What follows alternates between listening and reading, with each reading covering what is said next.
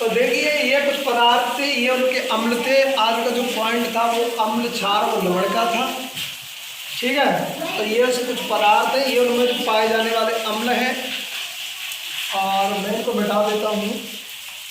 इसके बाद अम्ल के बारे में कुछ चीज़ें और बताई जाएंगी, कुछ चीज़ें और बताई जाएंगी जो शब्दों के रूप में आप समझ सकते हैं। जैसे अम्ल जो होते हैं वो H धनायन क्या देते हैं। अम्ल क्या करता है कि अगर कोई लिटमस पेपर होगा,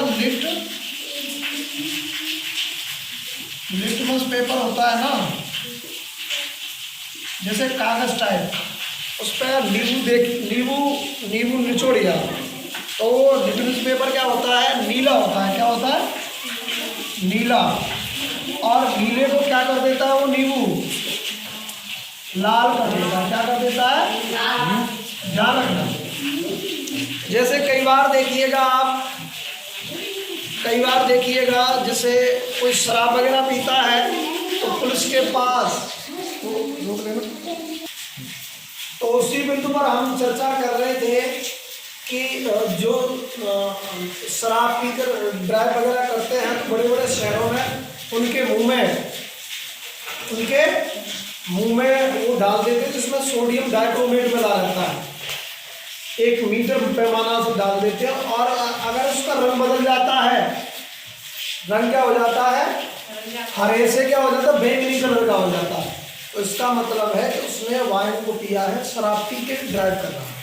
ऐसे ही जब आपको ये चेक करना है कि यह पदार्थ, कोई भी पदार्थ अम्ल है या नहीं, उसके लिए क्या करेंगे आप, लिटमस पेपर पर नींबू या कोई भी पदार्थ को डालिए।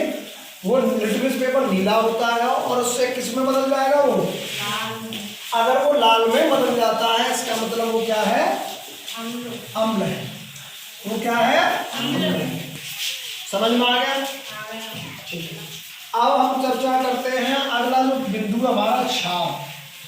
कौन सा बिंदु है? क्षार। अगर आप अम्ल को जानते हो तो ये भी परिभाषा उसका विरोधाभास करती है। यानी कि ये खट्टे होते हैं तो ये स्वाद में कैसे होते हैं, यानी कि वे पदार्थ जो स्वाद में तीखे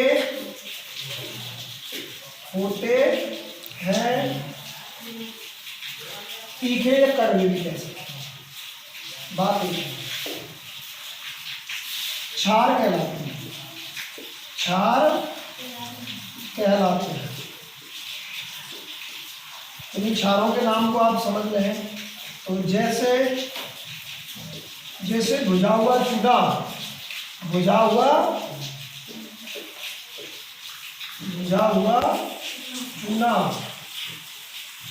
सोडियम हाइड्रोक्साइड।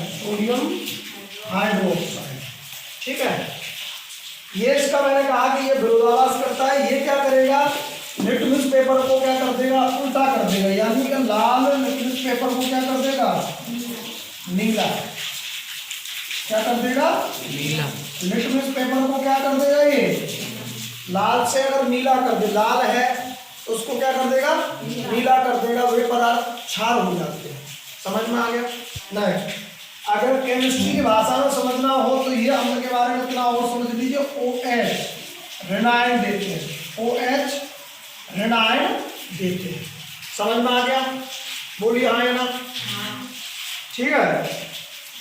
रासायनिक अभिक्रियाओं के दृष्टिकोण से अम्ल क्षार के जो क्रियाएं हैं वो कैसे होती है, ठीक है। और धीमे में समझना है तो बस शॉर्ट में चीज़ें समझनी है, मजबूती में तो समझ लीजिए। अम्ल जो होगा इसमें क्या जुड़ा रहेगा, H जुड़ा रहता है। और क्षार में क्या जुड़ा रहता है, OH जुड़ा रहता है। ये पदार्थ जिनमें ये जुड़ा रहता है। रासायनिक क्रियाओं से पहले ये चीज़ समझना आवश्यक है, ठीक है। आप देखिए तो गौर से, अगर दो क्षारों के नाम लिखे तो NaOH KOH, ठीक है। और आयन और यौगिक को तो आप जानते हैं, एक पॉजिटिव होता है और एक लास्ट वाला नेगेटिव। एक पॉजिटिव और एक, यही तो होता है। ठीक है, अगर एक सूत्र स्थापित करें रासायनिक अभिक्रिया के दृष्टिकोण से, तो जब अम्ल की क्रिया क्षार से कराई जाती है तो क्या बनता है? लवण बनता है। क्या बनता है? लवण बनता है। और क्या बनता है? जल बनता है। लवण बनता है और क्या बनता है? जल बनता है। समझ में आ गया? समझ में आ गया? शॉर्ट की चीजें आपको ये भी समझ लेनी है कि H के साथ में कुछ भी हो सकता है, XYZ। XYZ का मतलब हो सकता है हेलोजन जुड़े रह सकते हैं। क्या जुड़े रह सकते हैं? हेलोजन। क्या जुड़े रह सकते हैं? हेलोजन।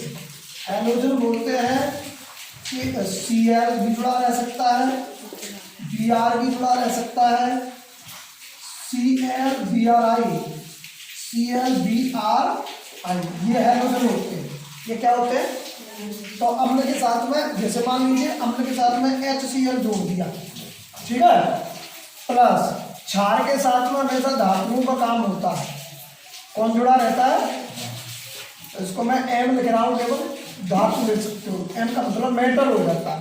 X का मतलब हेलोजन को संबोधित करते हैं। बार बार इन चीज़ों को जब हम क्लास में कराते हैं तो भी बताते हैं, तो एक बार फिर बता रहे हैं कि जब हम M लिखेंगे इसका मतलब मेटल, धातु, और जब X लिखेंगे इसका मतलब होगा हेलोजन, है ना। हेलोजन की जगह पर इन तीनों में से कुछ भी हो सकता है। ऐसे ही मेटल का मतलब धातु आ जाएगा, धातु के साथ में OH जुड़ा रहेगा। तो मैंने शॉर्ट के लिए चीजें बताई थी कि अम्ल के साथ हमेशा H जुड़ा रहता है और क्षार के साथ में क्या जुड़ा रहेगा? OH जुड़ा रहता है। ठीक है, तो X की जगह पर हमने क्या लिख दिया? Cl लिख दिया। यहाँ M की जगह पर हम क्या लिख सकते हैं? Na, सोडियम धातु होता है। ठीक है, और ये OH। समझ में आ गई इतनी बात? बोलो हाँ यार जल्दी से। ठीक है, अब इनकी आपस में क्या करा देते हैं? हम क्रिया करा देते हैं। तो वही बात है, सिद्धांत कहता है हमेशा जब आप कोई किसी पदार्थ या किसी यौगिक का निर्माण करते हैं तो धनात्मक चीजें पहले होती हैं। तो ये आपस में क्या करेंगे? NaCl, क्योंकि हमें लवण ही तो बनाना है RHS में। बोलिए हाँ या ना? ठीक है, जब हम अम्ल और क्षार की क्रिया करेंगे तो सूत्र होता है कि जब अम्ल और क्षार की क्रिया कराते हैं तो लवण और जल बनता है। तो लवण के लिए पॉजिटिव चीज हमें पहले लिखनी होगी, नेगेटिव बाद में लिखनी होगी। ठीक है, समझ में आ गई चीज? प्लस और हमें जल बनाना है। जल का तो तुम्हें पता ही है, देखो एक H ये है, एक H ये है, कितनी H हो गई है ये भाई? धन पहले तो लिखना होगा हमें। और क्या बचा? एक O बचा। क्या जल का फॉर्मूला यही है? बोलिए हाँ या ना? तो ये जो है तुम्हारा अम्ल क्षार की जो रासायनिक क्रियाओं के अकॉर्डिंग स्थापना थी वो कुछ इस प्रकार है। उम्मीद है कि तुम्हारी समझ में आ गई होगी। बोलिए हाँ या ना?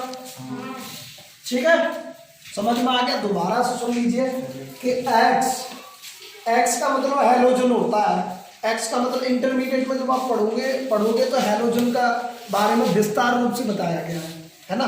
तो जब मैं इंटरमीडिएट के बच्चों को पढ़ाऊंगा तो इस चीज़ का जो है मैं उनको बताऊंगा, तो मैं ये चीज़ तुम्हें भी बता दूंगा उसी समय। क्लास कंबाइंड कर लेंगे उसी समय, है ना।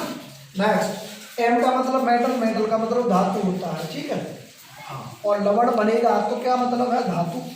जब यौगिक बनाएंगे तो धनात्मक चीज पहले लिखनी होती है, नेगेटिव बाद में लिखनी होती है। ठीक है, तो यहाँ से हमने नेगेटिव वाली चीज ली, यहाँ से पॉजिटिव वाली चीज ली। ठीक है, यहाँ से पॉजिटिव, क्षार से पॉजिटिव लिया और अम्ल से नेगेटिव लिया, दोनों का योग किया तो नेगेटिव तो बाद में लिखनी है। बोलिए हाँ या ना? तो ये लवण बन जाता है। ठीक है, और जल कैसे बनेगा? जल ऐसे बनेगा यहाँ से, क्योंकि अम्ल में हमेशा H होता है, यहाँ OH होता है। ठीक है, इनको योग करेंगे तो एक H धन तो पहले लिखना होगा, तो H2, एक O बच जाता है, O हो जाता है। अगर आप संतुलित रासायनिक क्रियाओं का अकॉर्डिंग देखेंगे तो यहाँ संतुलित अभिक्रिया है। जैसे H कितनी है? 2 है, तो 2H है, ठीक है। O अकेला है, अकेला है। Na कितना है? 1 है, 1 है। Cl कितना है? 1 है, 1 है। तो LHS बराबर RHS है ना। ये रासायनिक समीकरण था, समझ में आ गया? बोलिए हाँ या ना? तो अम्ल और क्षार संबंधित रासायनिक अभिक्रिया कुछ इस प्रकार से शुरुआत हो गई है। थ्योरी की चीजें परिभाषा संबंधित बताई दी है मैंने, और इनके प्रयोग करने के लिए लिटमस का प्रयोग किया जाता है। लिटमस पेपर होता है कागज, ठीक है, उसमें मैंने बता दिया, इसकी विशेषताएं मैंने बता दी है, ठीक है।